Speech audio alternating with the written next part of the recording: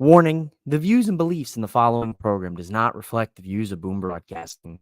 We give full creative control to our creators and do not believe in cancel culture. Ladies and gentlemen, do not adjust your clocks. I know it's mid-afternoon, but the nightcap is here, and viewer discretion is advised. Live from the MOWM studio, Boom Broadcasting presents The Nightcap.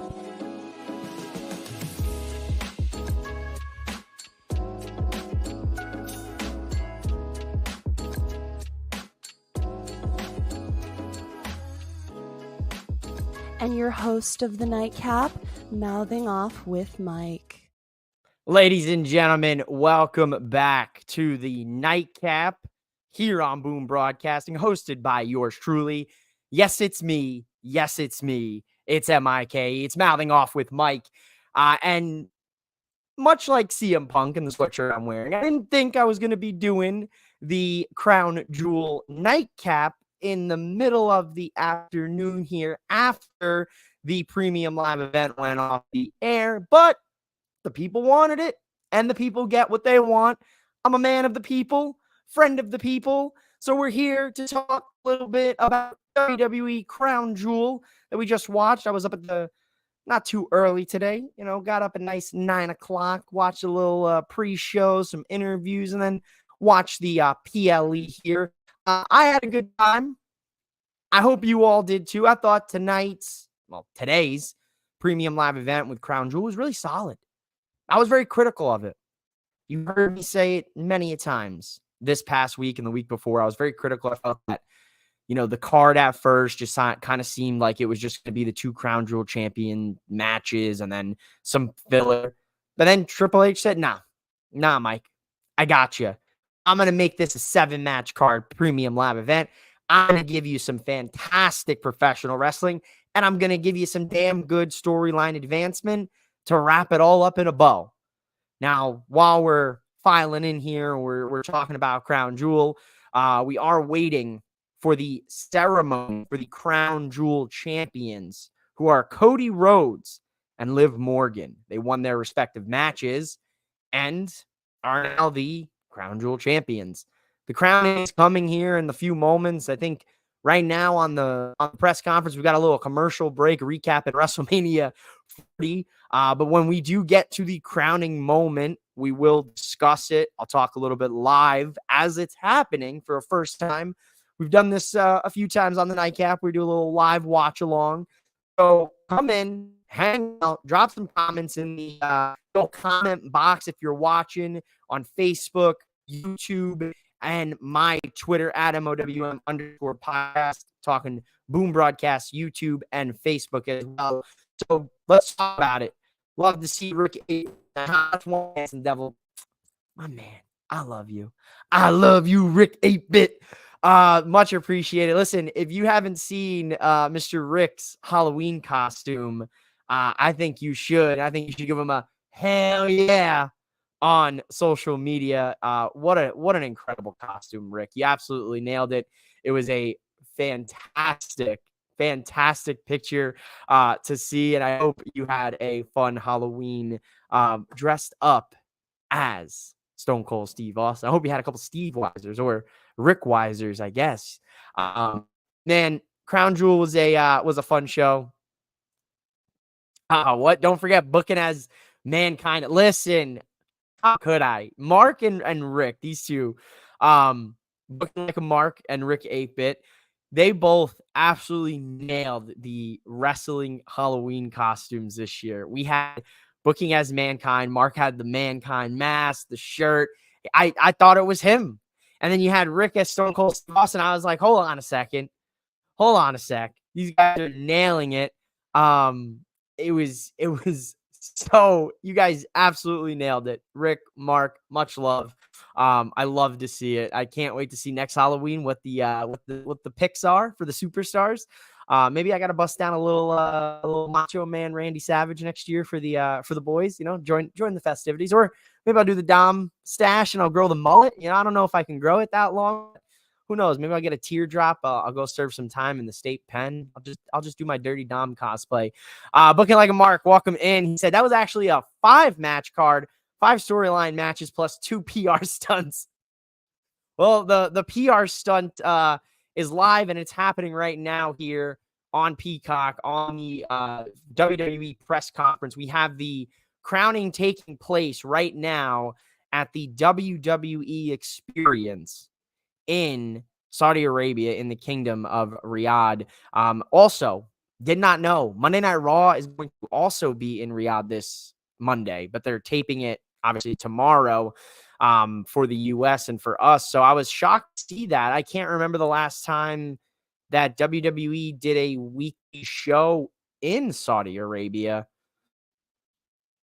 We got Cody Rhodes here getting interviewed after the Crown Jewel Championship.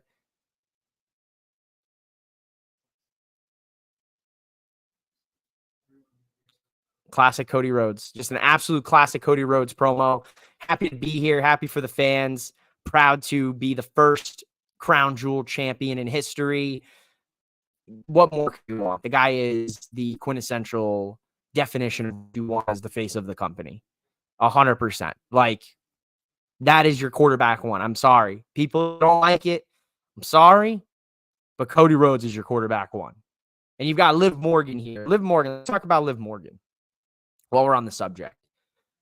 You know, she's very emotional. You could tell right away how much that meant to her to win the Crown Jewel Championship today and have that moment with Triple H in the ring after. I love Triple H when he's holding her arm up. He's like moving her to the 4 corners of the ring so they hit the camera spots because she's so just overwhelmed with emotion.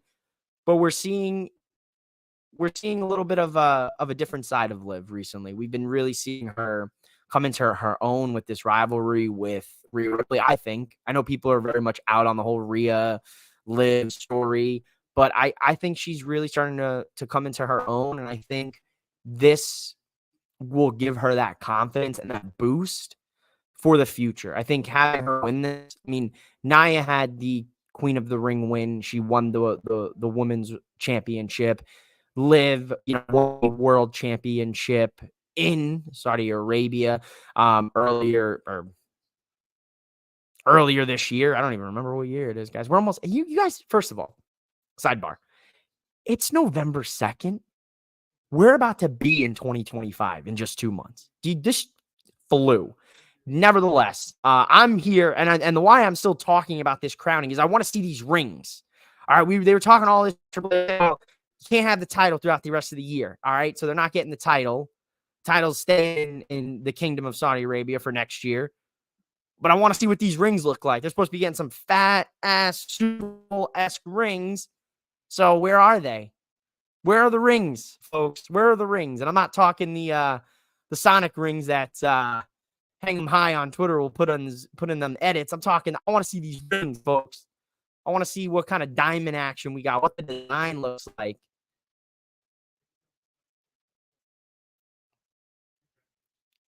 We got Triple H Classic.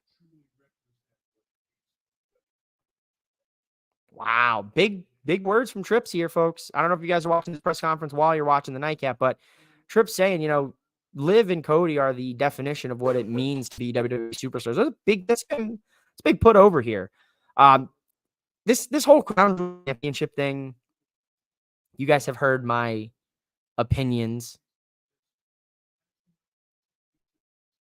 The championships will stay in Saudi Arabia.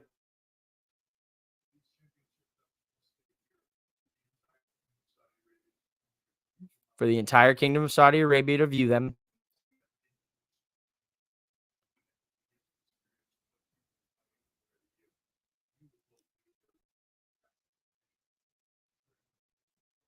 You will leave with spectacular rings like a Super Bowl ring. All right, so where's the rings, Trips?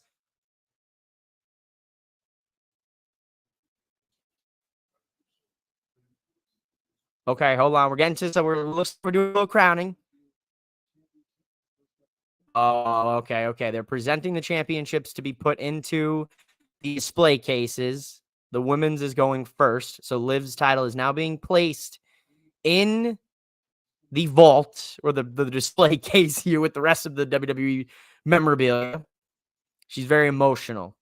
We love the emotional being that is Liv Morgan. You know how much it means to her. She's just a girl from Jersey. Oh, we got a ring, ladies and gentlemen. Damn. All right, hold on a sec. All right, the ring goes hard. The ring goes hard. Can't even lie. Can't lie. Ring goes hard. Someone want to go ahead and I'm gonna need some graphics, some visual elements here for the ring, but the ring goes hard. I do like it. I'm a fan of it. It does feel very AEW Dynamite Diamond Ring vibes here though. It does feel very, very Dynamite Diamond Rings. All right, now we're taking Cody's. Cody's belt is now getting put in the case. Places a big old Cody Rhodes kiss on it.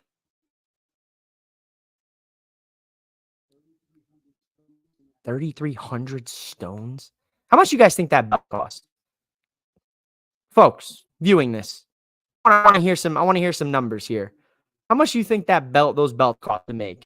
Cody Rhodes cannot fit the ring on his finger. Cody, don't get things stuck on your finger.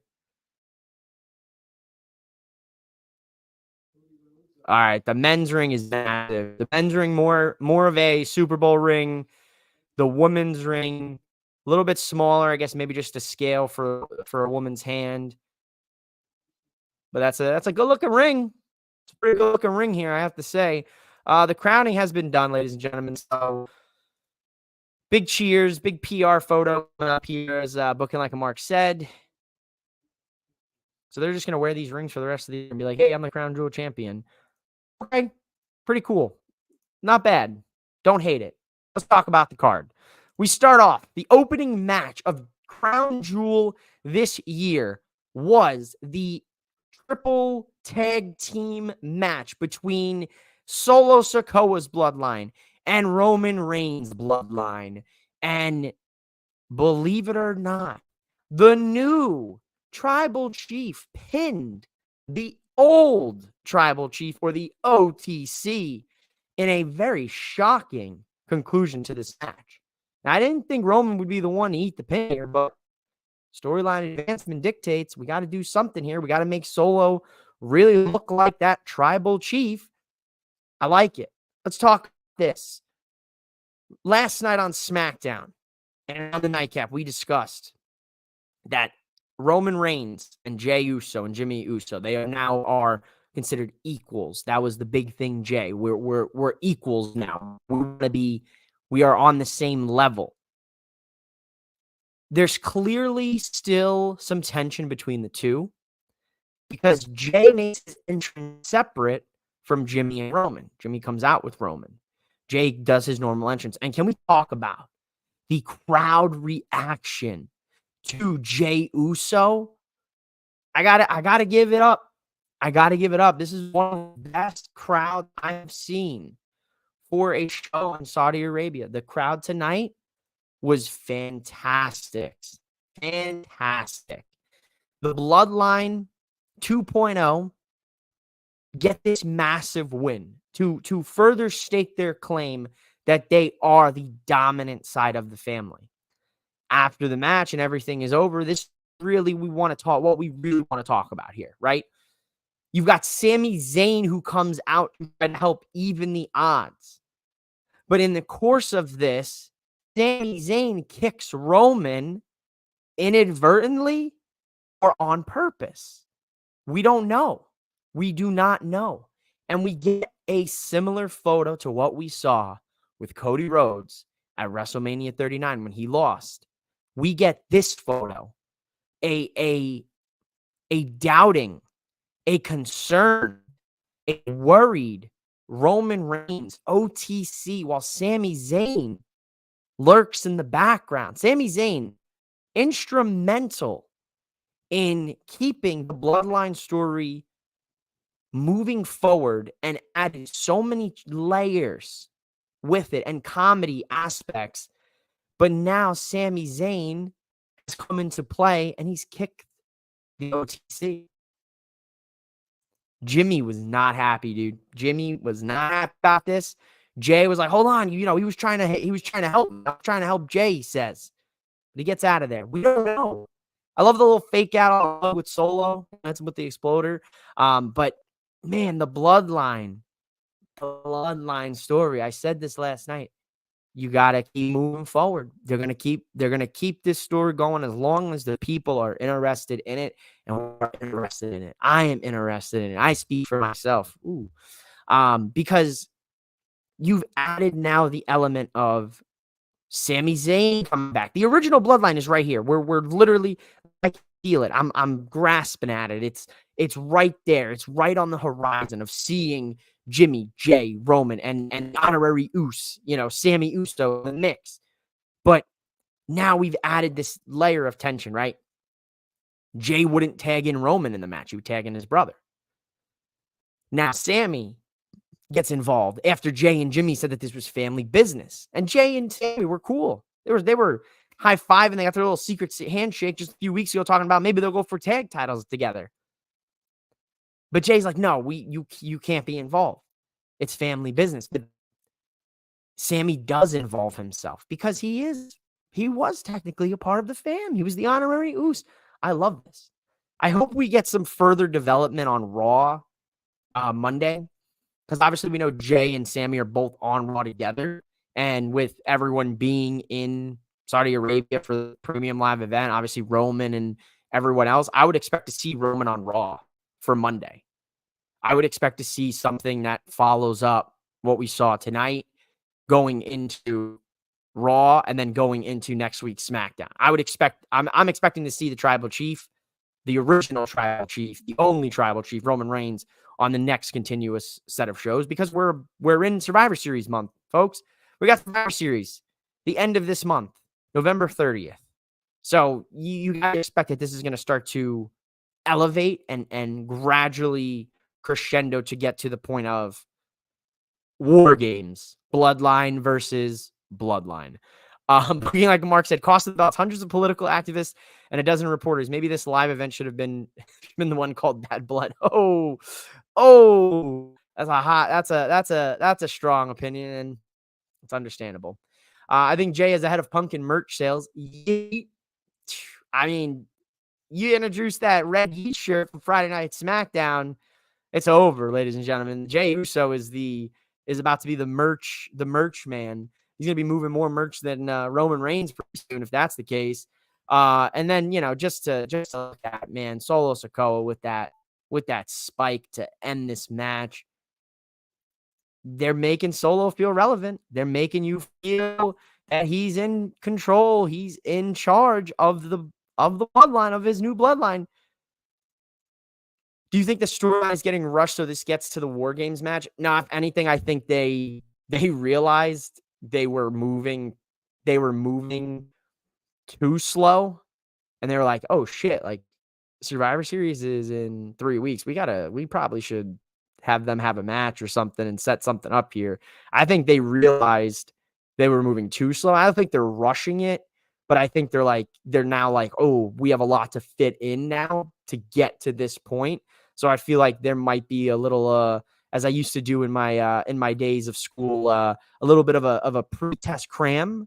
I think they're going to try to cram in as many different story angles into this and levels into this, where we may get a little overwhelmed come the mid-November point, but I think they'll tie it all up and then we'll get to where we need to get for War Games and Survivor Series. The one anomaly for me today was no Rock. That was a shocker for me. Unless they're saving The Rock for one of those SmackDowns or Raws on the way to Survivor Series, or they're waiting for just Survivor Series, and there could be something where, there's going to be that 5-on-5. It looks like now it's going to be a 4-on-4. It's going to be Solo, Jacob, Tanga versus Jimmy, Jay, Roman, Sammy.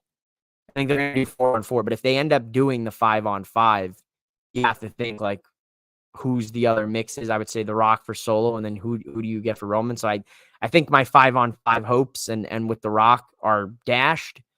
I think it's going to stick to a 4-on-4, but I think they're going to be able to elevate it. It's all about the wise man. The wise man will be the final piece of the puzzle to bring them all back. Sammy, Jimmy, Jay, and Roman. We got what I felt was a fantastic women's Fatal 4 championship tag team title match. Beautiful symmetry with the last time I was in War Games. That match was all about Jay coming to trust Sammy. This time it's everyone else learning to accept Zayn. Yeah, I think it's more going to be, you could even expand on that, Mark, and you could even say it's more so of everyone accepting one another. I think it's more or less like this bloodline was so fractured that there was the only way to go was away for all of them, right? Like Roman said that if he lost to Cody, he would go away. He went away. Jay left after he beat his brother and went to SmackDown or went to Raw for a new start, a fresh beginning, thanks to Cody Rhodes getting him over there. They end up winning the tag team championship, right? We saw all of that transpire. So then it's like, okay, now we need to come to the terms of Roman cannot let the family and Solo disrespect the lineage and the bloodline. And Roman had no choice but to come back because Solo kept putting his name in his mouth. Now, the odds are not in his favor. Jimmy comes back because Solo took him out. And now Jay's only in this because Solo and the bloodline cost him his IC title. Zayn's in this because Zayn is a man without an island.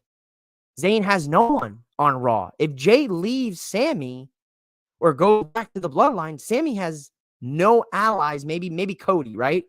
Kevin Owens is on SmackDown tearing up anyone who affiliates themselves with the bloodline. So that's another added element is if Sammy does go back, you got to think KO is going to have problems with Sammy too after everything they went through a year ago, right? I think it's going to be a matter of can they all accept one another and the reality that they have self-interest are being fulfilled now.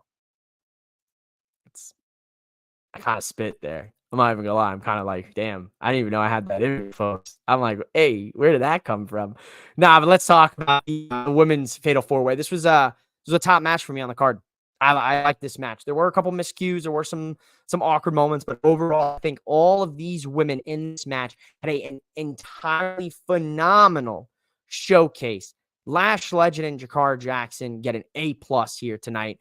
Mind you, they have been so underrated in their NXT run. I don't think a lot of people expected them to get to this level in the time that they got. Jakara was sidelined a few times with some injuries and Lash. There was some questionable booking. But now to see them get this shine, get on a premium live event for the tag titles with 3 other world-class wrestlers, with 3 other teams of world-class wrestlers, I should say. This, for me, this was their coming out. This was their coming out party. This was the holy shit, look at what we've got in the pipeline in a few years. Like there are many moments in this match where I was losing my mind. In particular, this moment right here. This moment right here had me losing my mind. Now, I don't know if anybody's watching the Nightcaps. Obviously you guys are watching them, but did I not say last night on the Nightcap, I talked about how Jade and Lash Legend could be an absolute money match. How you could absolutely have these 2 powerhouses go at it. And we got a little taste of that here tonight. This is a historic photo right here you're looking at. Like let that sink in. This is fantastic. These 2, Jade, we know is a world-class superstar, right? If you follow her career from AEW here. Lash Legend is up and coming in the game. And she is making a name for herself every chance she gets in the opportunities that she's given. So this little tease, I'd love to see this in the near future. Would absolutely love to see it in the near future. I love that every team matching gear. That's a huge thing for me. It's just one of like my little like details. I love it. Jade, Bianca matched. Lash, Jakara, they matched. Io and Kyrie, they were matching. Piper and Chelsea, they were matching. I love to see it. All the fits were immaculate. Big fan here. I guess this is your fashion files moment of the nightcap, afternoon cap, day cap, whatever you want to call it, the cap. Um, that's cap. Listen, really good match. The tandem offense for me, for these teams, was really good. I have to give credit where credit is due to Kyrie Sane for the way she sold in this match. Chelsea Green continues to be one of the most entertaining parts of that women's division every time she is on television or anything or social media or what have you not. She just gets it.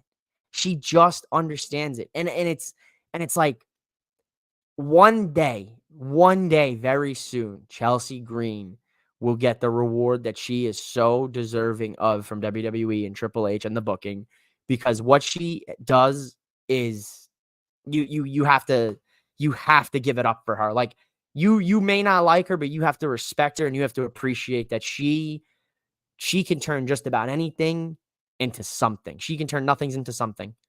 Io Sky, I could sing her praises. I wish Logan was here hanging with us, our resident Io Sky super fan. She is a special professional wrestler, that Io Sky. I absolutely adored her when she came up in NXT.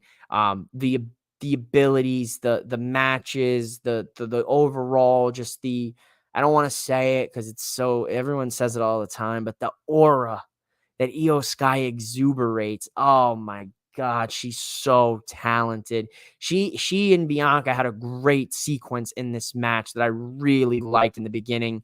I would absolutely love for them to run back Bianca and Io Sky. I want that. I could watch those two wrestle forever. Like I 100% feel that Io Sky is someone you have to keep an eye on this year at the Royal Rumble. I think she's a top pick for me. And if not the Rumble, I could see her getting a spot maybe at Elimination Chair. It all depends on what happens with Tiffany and the briefcase, and Rhea Ripley and this orbital bone injury, and where does the direction of Liv and this whole Raquel thing, does Raquel end up turning on Liv inevitably, and we go that direction. But these women, 8 women, great match tonight. Absolutely great match. I will sing their praises. I wouldn't put it on a match of the year candidate, but I would certainly rewatch that match for sure. Bronson Reed, big old Bronson Reed, some big old meaty meat, bumping some meat here today with Seth freaking Rollins. You sing in your living room or wherever you're watching. Seth wrestling in some Jordan 11s today. You got Bronson Reed with a little MF Doom gear inspiration. As soon as I saw these guys make their entrance, I was like, these guys are about to go beat the shit out of each other. And that is exactly what the hell they did. They started beating each other up. Seth ran right up that ramp. Bronson Reed made his entrance. They were brawling everywhere. Timekeeper's area, ringside. We had multiple curb stomps that were insane. Obviously, Seth finally beats him with this super curb stomp from the top of the rope. My man stored 3 finishers. He went ahead and hit that super curb stomp like it was WWE 2K24 to get the win. All right. The illogical wrestling fan in me hated that. They absolutely hated it. Because I was like, all right, you heard me last night. If you watched the Nightcap last night, I did my Crown Jewel predictions real quick on the show at the end. And I said it would be a disservice to the way that they've built Bronson Reed to have him lose to Seth. That I felt that Bronson should destroy Seth in moments. Like it should have been like a 10-minute Bronson Reed dominates Seth. But that was not the case. They did go back and forth. Bronson had most of the match. He took his eyes off the prize. He got curb stomped on the fucking steps, then got super curb stomped after taking a normal curb stomp. So it took a serious crescendo of curb stomps in more deadly fashion to put Bronson down. And he popped right back up after Seth got the 1, 2, 3. Popped right back up. Little blood dripping down the old eyebrow. And stared down Seth. So this, ladies and gentlemen, this is not over.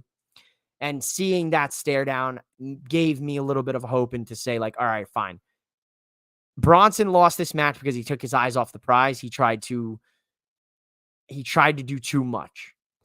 Seth obviously is such a gritty vet, and he can take an opportunity, and he's an opportunist in every match he's ever been in, that if he finds a flaw, he's going to nail it, right? With that face-off at the end leads me to believe that this is not done, and they will continue this, and I think Bronson Reed will get a win back. And I think you could dare even argue they could push this to 3. I don't think they're going to do no best of 7 series like they're doing with Melo and Andrade. They could. They very well could, and I would be in tune for it because I think Bronson Reed is a guy who's severely underrated. He was an NXT North American champion for approximately 3 days until he was released. Then he went and bet on himself, wrestled in TNA, wrestled in Japan, beat Kazuchika Okada in the Tokyo Dome. He went out there, he did his damn thing, he came back to WWE. I would say out of the Triple H rehires, for me personally, Chelsea Green is at the number 1 spot on that list. Bronson Reed is a 1A or 1B for that list. And then you can, fill in the rest with however you want. For me personally, those two. And I'm a little biased because I love him because I think he's a swell guy. I think he's another underrated guy. Karrion Kross for me was a top 2 or 3 for me as well. But Chelsea and Bronson Reed, man, this guy, he's got it. He's a serious threat. And he's got himself some revenge on his mind for sure. Seth has a number 1 contenders fatal 4-way match on Raw this Monday. And I'm going to tell you right now, Seth is not making that match. He is not making that match Monday. Bronson Reed is going to destroy Seth before he even has a chance to get in there. And they'll end up replacing him with somebody else. Or maybe Bronson takes that spot. That's what I'd like to see. But it's Dirty Dom, Damian Priest, Sheamus, and Seth. You mean to tell me we're not going to have Sheamus going for the IC title? You're not going to let this man get his final championship yet? Maybe soon, WrestleMania season. I need it. But Sheamus getting a world title shot, I'm not mad at it. He's got bad blood with the world champ Gunther. But Seth's not making that match. Bronson Reed is going to destroy this dude. What else we got here? Yep. Let's talk about it. Liv Morgan was able to beat Nia Jax to become the first WWE Crown Jewel champion. And it was shenanigan filled, that's for sure. Once again, Tiffany Stratton taking inspiration to her twin, her sister from another mister, Sabrina Carpenter, with the fit here today in Crown Jewel. If you know, you know. If you don't, you don't. What can I say? It's not my fault. My girlfriend loves Sabrina Carpenter, and I have to listen to Espresso every day in the car. And please. Anyway, this was not a match that flowed too great with the in-ring. Now, Dirty Dom, Raquel, Tiffany with the cash-in tease again. Dirty Dom and Raquel, thanks to them, Liv wins. So it makes sense because that's what they've been doing for this entire storyline. They've been helping Liv get wins, and that's what the Judgment Day does. But it is interesting to know no other members of the Judgment Day.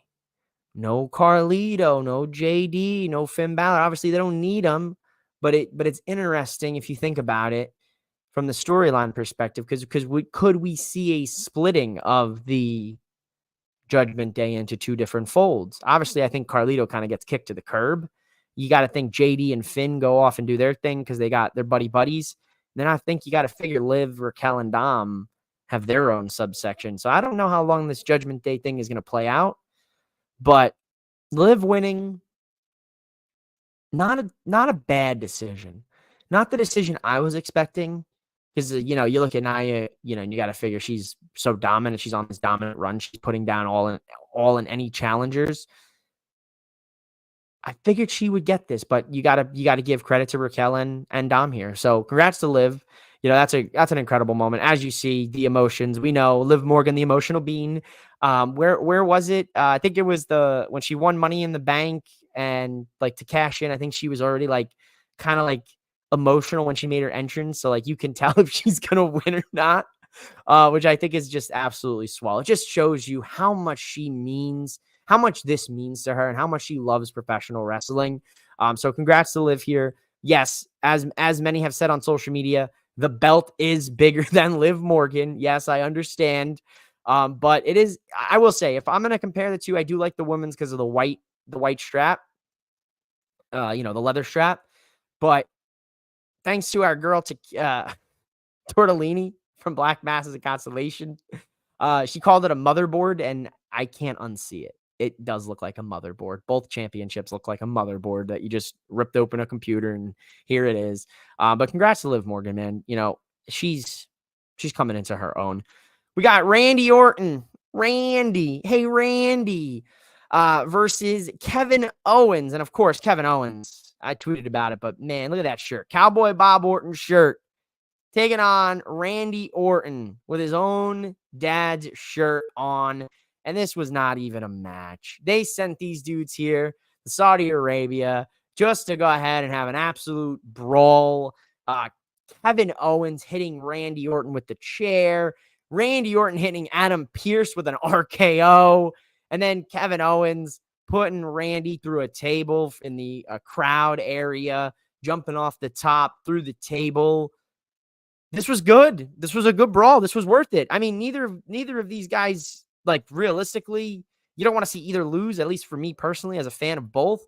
I figured KO would win this, and I guess he did in a sense, but as like an actual official win, no, nobody gets a win here. No contest.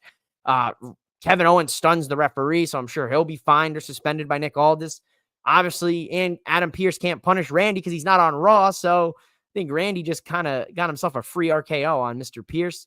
Hopefully Adam Pearce has a drink, maybe some ice for the head.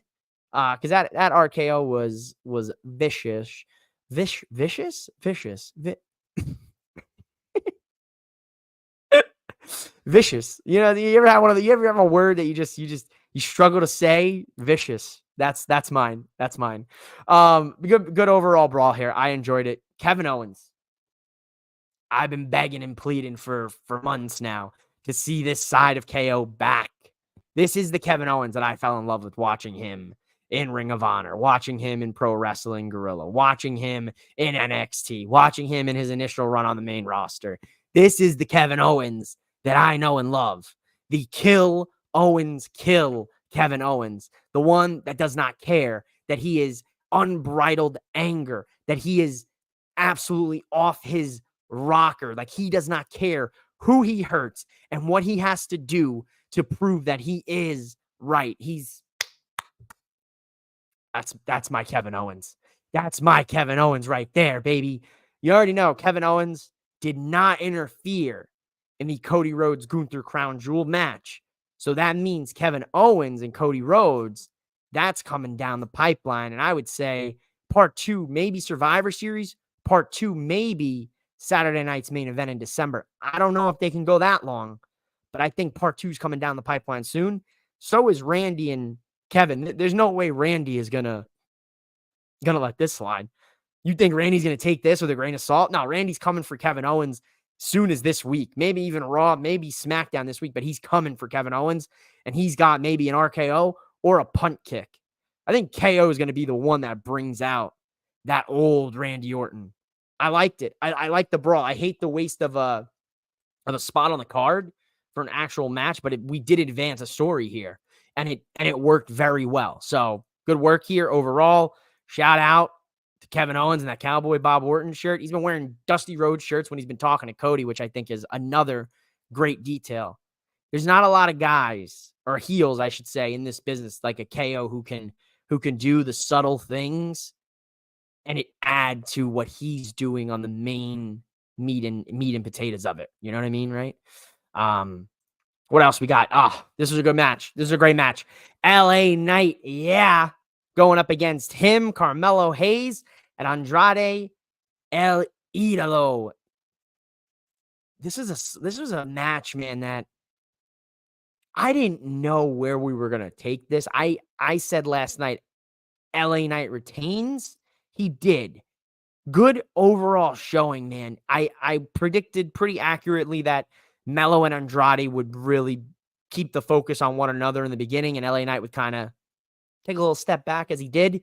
And then obviously as the match progressed, we started to get a little bit of that trio offense with the three of them, fighting and going at it. And then LA Knight hits that double BFT, which was sick, which was an incredible transition.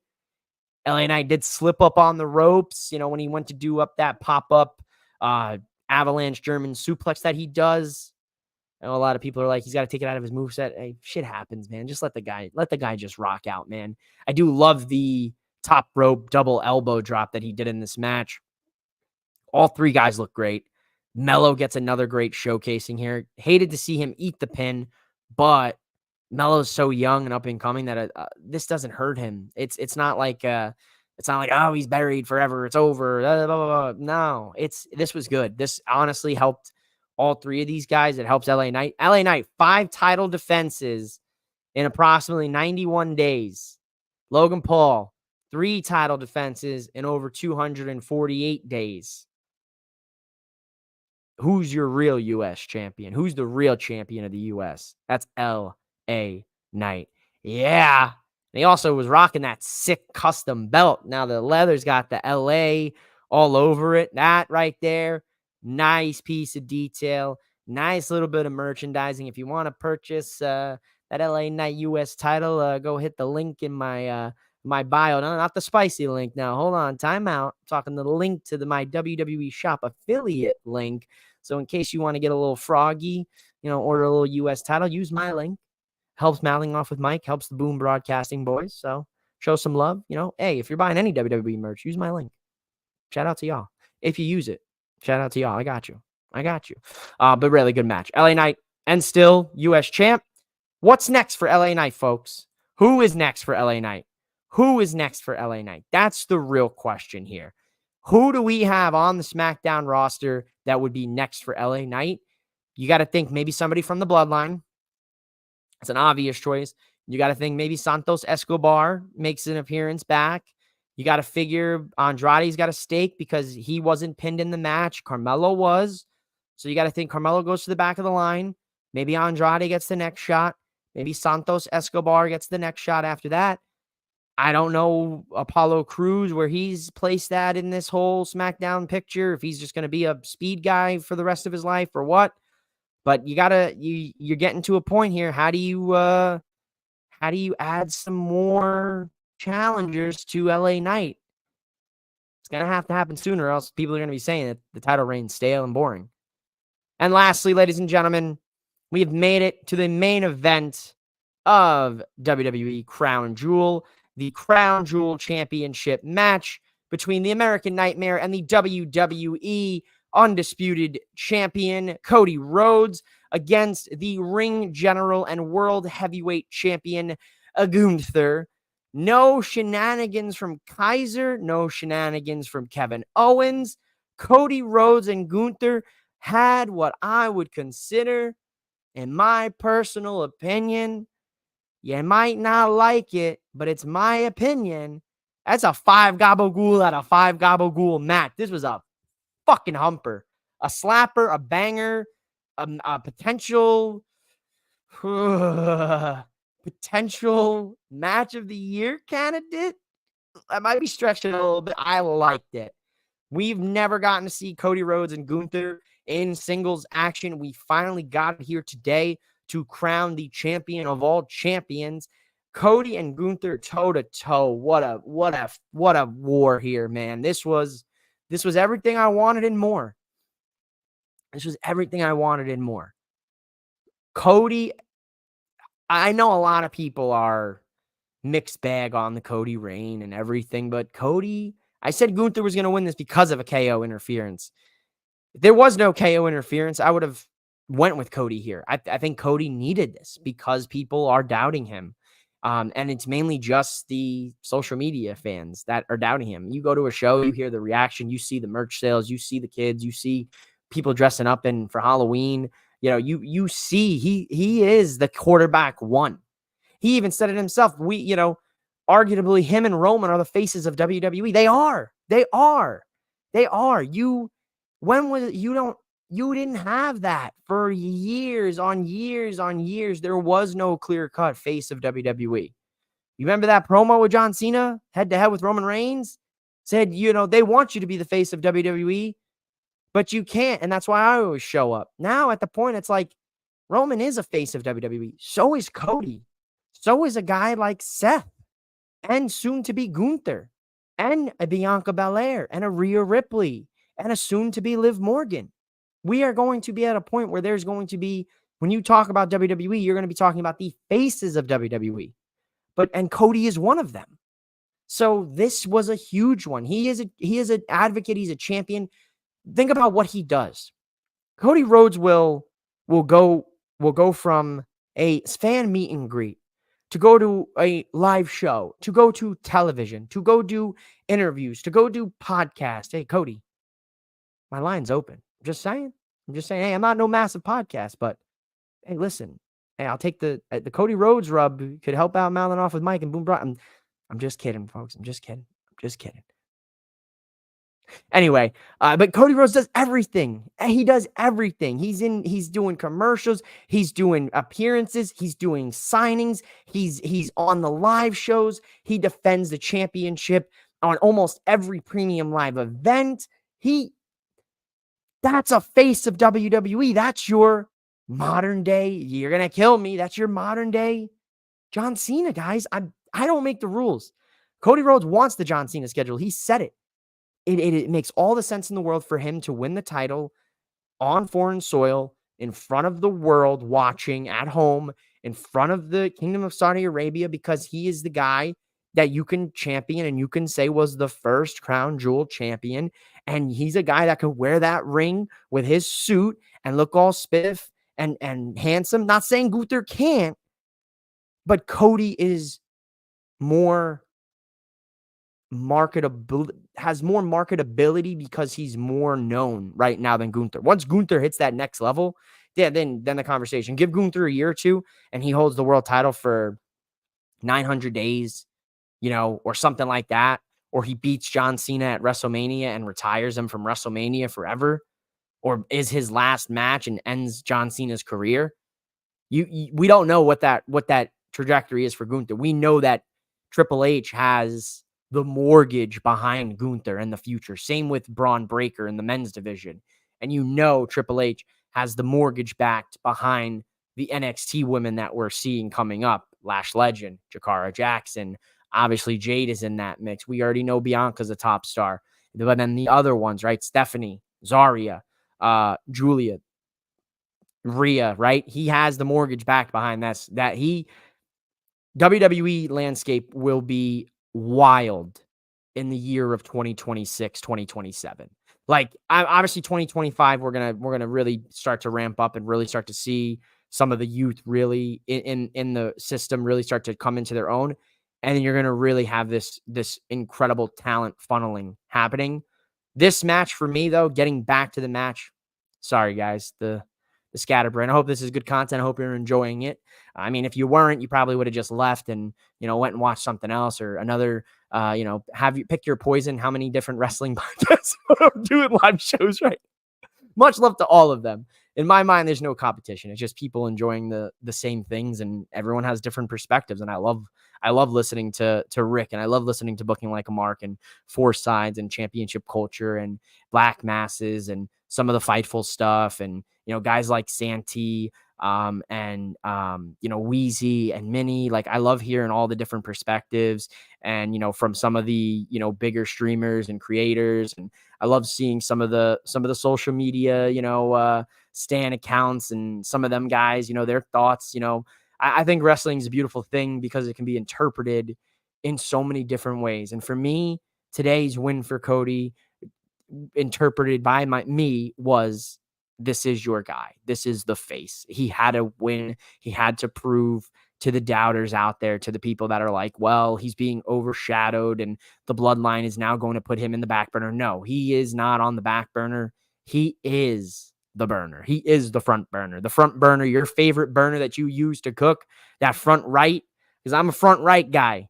When I'm cooking on the stove, I'm a front right burner. That's my favorite burner. That's Cody Rhodes. He is the guy. He is the face, and how you project him to the future. I loved the ending of this match. Cody Rhodes goes for the super Cody cutter off the top rope. Gets caught in the sleeper. Rolls it backwards to pin the shoulders. 1, 2, 3. That's one of my favorite match wins and counters, is when someone's in the sleeper and they kick the legs back and they roll it back and they pin the shoulders. I think that's such a smooth transition out of a sleeper. And I think it's a great pinfall to have because it takes you by surprise, especially in this match. You're like, oh, Cody reverses. It means Gunther's going to break the sleeper, but he doesn't. He can't break the sleeper. He's locked up in that position. I absolutely love that because it took Gunther by surprise, and Gunther didn't see it coming. After the match, we get a little bit of a handshake between the two and a finger to the face here from Gunther telling him it's not over. You stole one from me. You got one over on me. This right here, you see this right here, ladies and gentlemen? I'm going to tell you right now. This is it. You got your preview for WrestleMania 42. Yes, you heard me say it. WrestleMania 42. By that time, Gunther probably would have dropped the world title.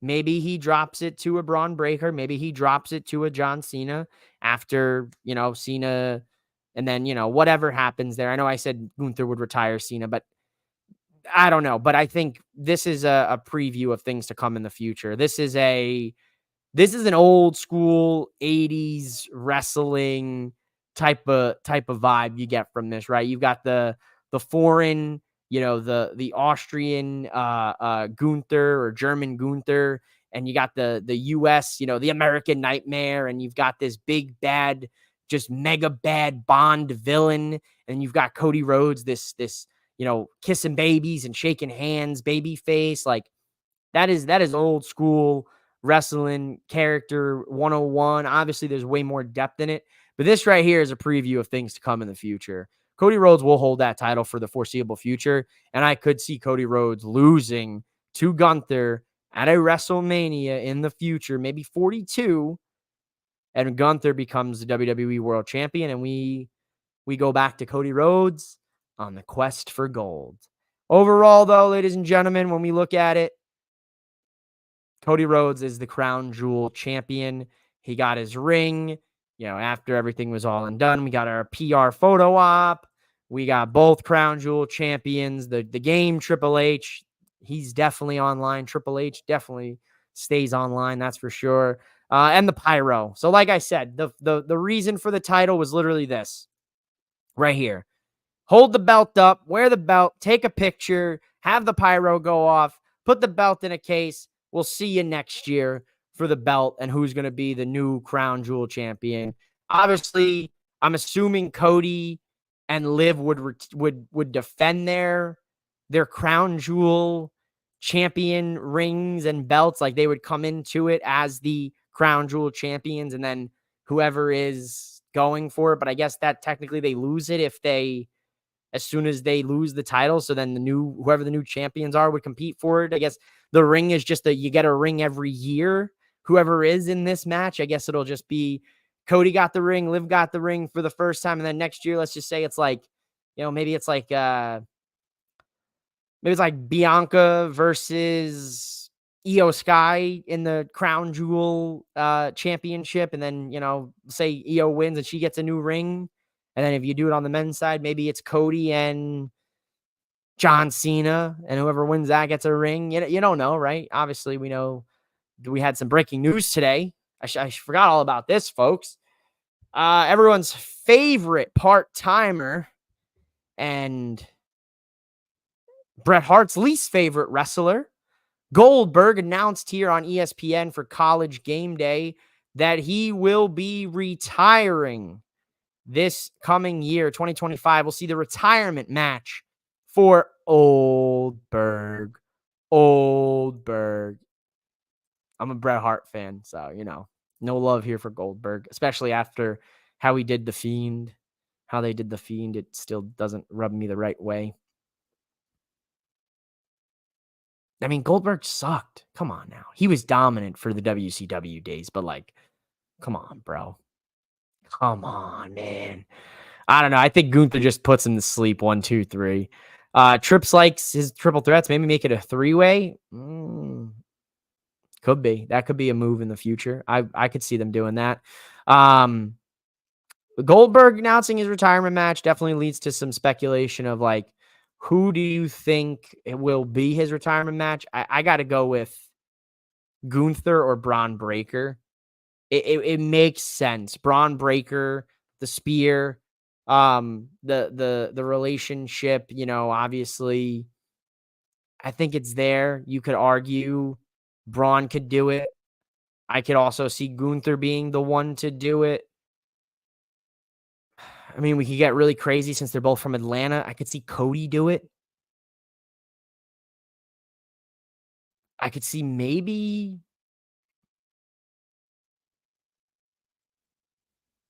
Yeah, I think that would be the tie. I think the Cody one would be the third spot. I think for me, it's got to go Gunther, Breaker, Cody. I'm trying to think of anybody else who could potentially retire him. Any thoughts, folks, viewing this? Who do you think? Who do you want to retire Goldberg? I'll let this stew for a few minutes before we head off for the day, but I'm really thinking about it because I'm like, who is a reasonable person that could retire Goldberg? I mean, if he was healthy, I'd say Big E, because I know Big E, that's a dream match of Big E's. Saw Big E today with the Crown Jewel conference. Rick said he had me at Braun Breaker. I think it would have to be Braun. It would have to be Braun. Oba. Oh, see, that's a good one, but he's gaining popularity. He doesn't have the North American Championship. As you know, now it is the North Italian Championship. Oba beating Goldberg would be the stamp of Oba as a made man. I don't hate that. That's an interesting thought. I could slot that in. I think it's very interesting conversation because I'm just happy that we're finally I don't have to worry about Goldberg coming in and politicking his way to the top card spot, which we'll just have to do it one more time in our lives, at least in my life. Goldberg, Braun Breaker, WrestleMania 41. That could be it. That's what I'm thinking. See, that's what I'm thinking. Spear versus Spear, and then Dad has WCW roots. That's what I was thinking. Because of the Steiner's roots in WCW, Goldberg, obviously, and the link of the college football thing with Goldberg and Braun and the Steiners, and the fact that they were wrestlers in college. And of course, Goldberg's son is now a college football player. He's going to be playing at Colorado. Got to be some pics of Braun as a kid with him. See that? Now we're getting, I think we've cracked the code. What was the code? What is the code? I hope you guys get that reference. I really hope the 90 of you that are watching the Nightcap in the daytime, in the mid-afternoon for the East Coast, in the early afternoon for the West Coast, I hope you get that reference. Please, I hope you get that reference. Goldberg and his son versus a reunited Rey and Dominic Mysterio. Holy shit. Now I do like this booking like a mark. I do like this. This would be a fun one. I don't think Dom and Rey will ever reunite. I think Dom and Ray will forever just be at odds until we get to the inevitable. I'm gonna be real. The reason I think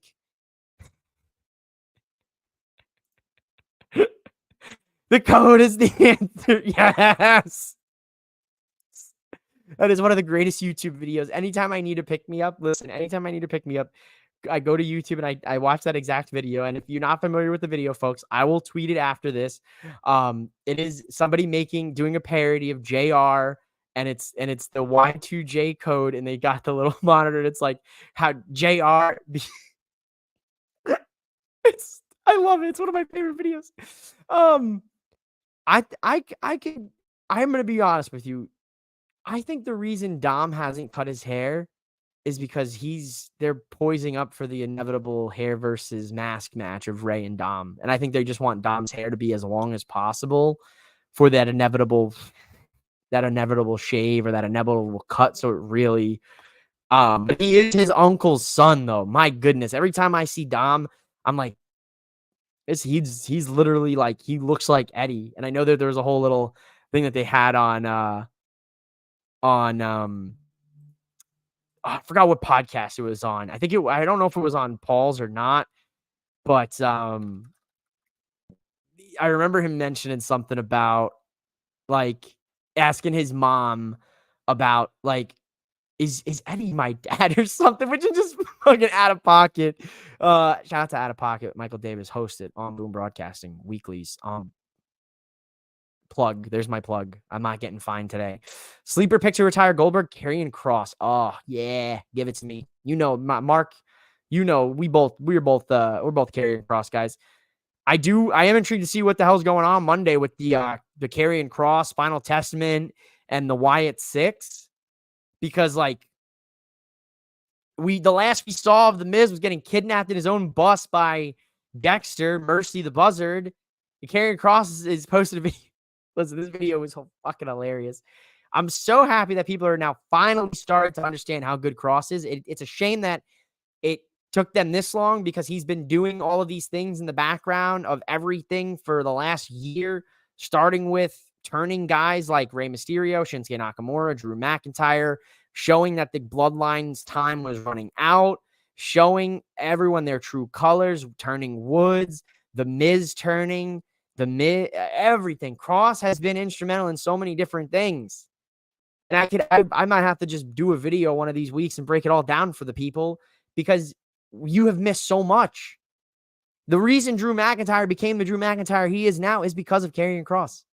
The reason Rey Mysterio ended up fighting his son at WrestleMania was because of Karrion Kross.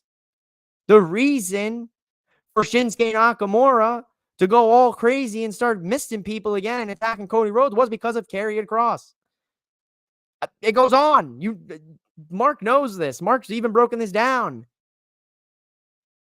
Put some respect on Karrion Kross's name. I wouldn't be mad at that. Let's take a look here at the shall we, folks? Shall we take a look? One last final thing of the day on the nightcap, on the day cap, on the afternoon cap, the afternoon delight cap. I had way too much coffee and I'm amped up.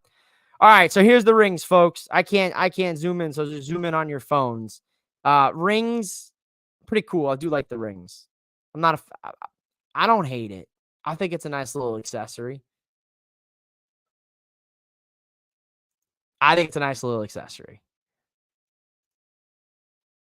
See, Rick, he's in the hotel and Scarlett goes, the Wyatt Six took the Miz. Kross is like, really? How long ago? She's like, about 20 minutes ago. Oh, he's dead. Oh, he's dead. Doesn't even know nothing. Oh, he's dead. Scarlett couldn't even keep it straight. She started chuckling. She's like, no, seriously, like, we got to help him. Oh, no, he's dead. It's been how long? 20 minutes? Yeah, no, he's dead.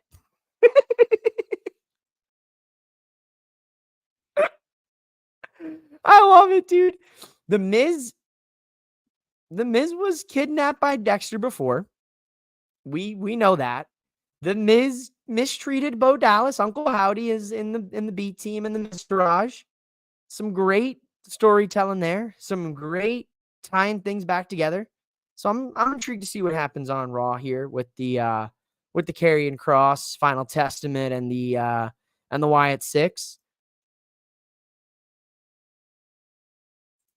that's all I got here for Crown Jewel, folks. Overall, it was a fun show. I enjoyed it. It was, I think the bright spots overall, not to kind of just keep beating it, but I think the bright spots overall for me was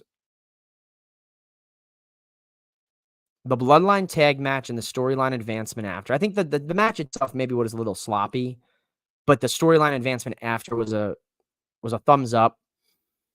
I think Bronson Reed and Seth Rollins was an absolute banger of a match. I'll rewatch that for sure this week and really kind of dissect it on my own time.